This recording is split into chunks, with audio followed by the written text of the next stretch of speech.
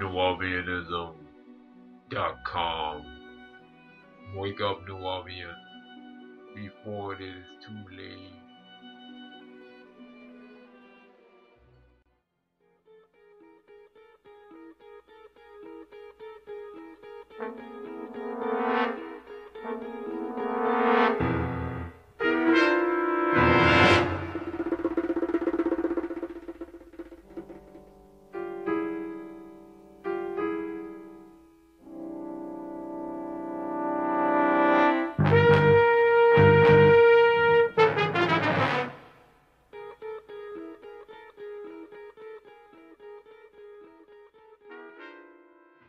Zecharia Sitchin has essentially suggested that the reason why we were visited in the remote past is because the ancient astronauts' home planet needed gold for their atmosphere, and that their gold content in the atmosphere was depleting.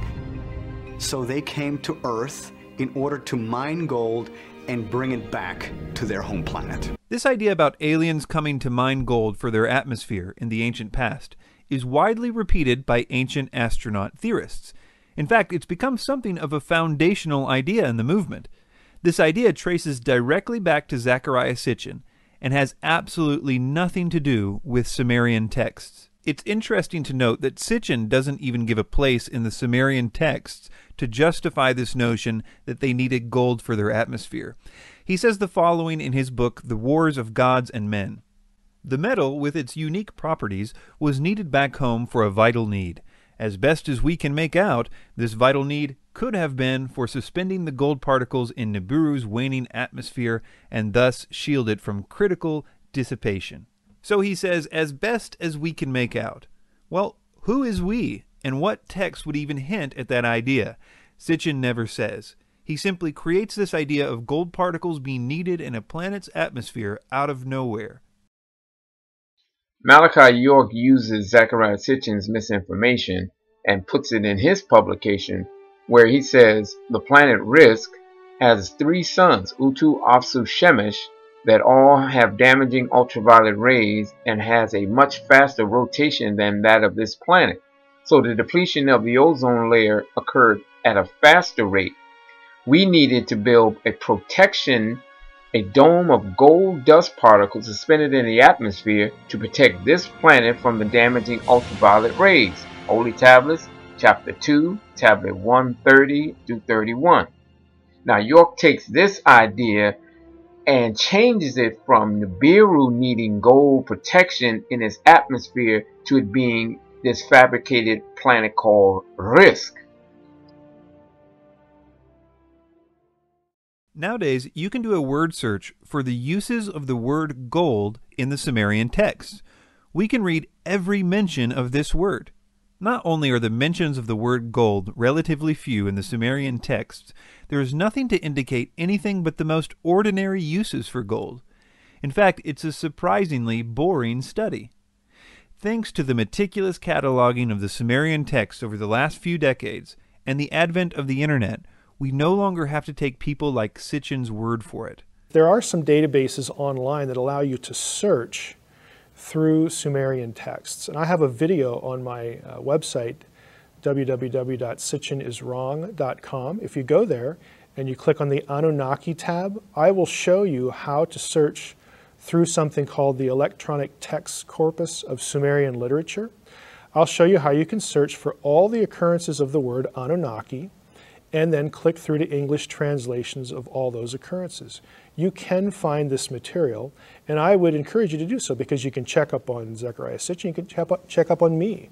When I claim that there are no texts, there are no tablets that have, for instance, the Anunnaki on Nibiru or associated with Nibiru, that Nibiru isn't a planet beyond Pluto. When I say those things, how easy would it be to prove me wrong if you knew how to search for those terms?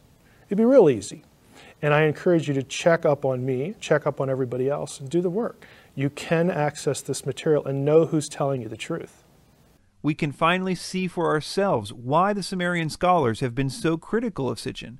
Not because they're too close-minded or anything like that, but rather because Sitchin really doesn't seem to know what he's talking about. Let me give you an example of how Sitchin comes up with his, quote, amazing translations. Let's take this idea that the Sumerian texts speak of mining gold. Now, since the Sumerian texts do not speak of mining gold in any way, Sitchin has to construct this idea out of thin air. This is how he did it. I'll read from his first book, The 12th Planet. Quote, some Mesopotamian hymns to Ea exalt him as Bel-Nimeki, translated Lord of Wisdom. But the correct translation should undoubtedly be Lord of Mining.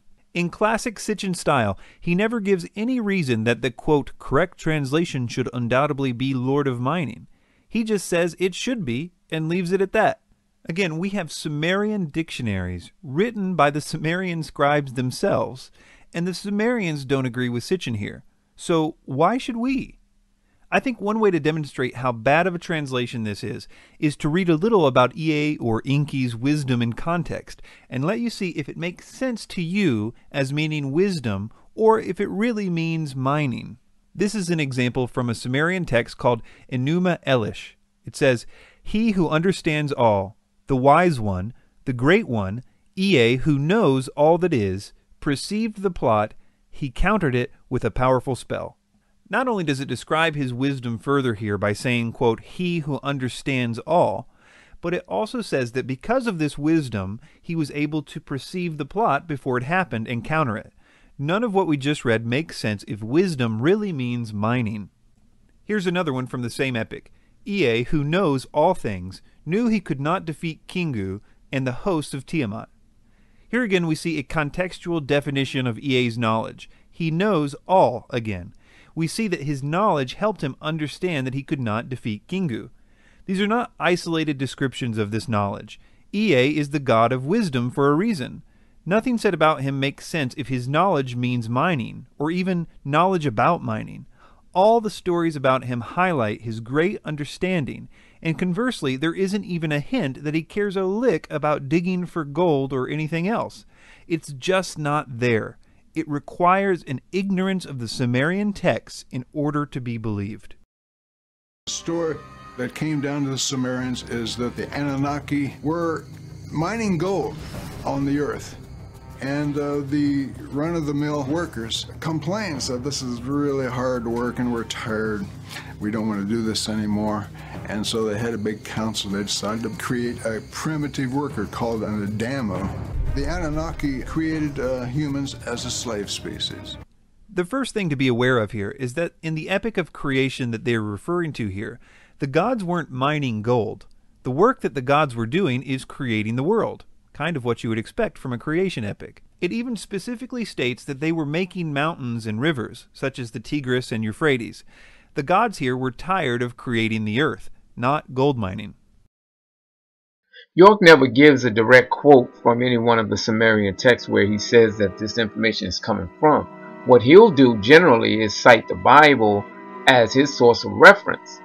If we were to go to the Atrahasis, which is a creation epic, which the narrator pointed out, you'll see where it goes into Anu had ascended to the heavens and Enki had descended to the watery abyss. The seven great divinities imposed labor on the other deities, who would be the Igigi. It says they dug the Tigris and Euphrates River to supply life-giving waters to the land. Nowhere do we find in any Sumerian text of a gold mining operation. This is something purely fabricated by Sitchin and plagiarized and used by Malachi York. When you do a word search for gold in the Sumerian text, you will go to the electronic text corpus of Sumerian literature or the Pennsylvania Sumerian Dictionary, and you'll come across Kugsig. And Kugsig is what we know today to be gold as a metal. There are no Sumerian stories that speak of the Anunnaki mining for gold. It's not found in Sumer. It's not found in any of the Akkadian records nor Babylonian records. It's nowhere. This is a fabricated story invented by Zecharia Sitchin, used by Malachi York, and placed in both their publications simply for profit. Thank you.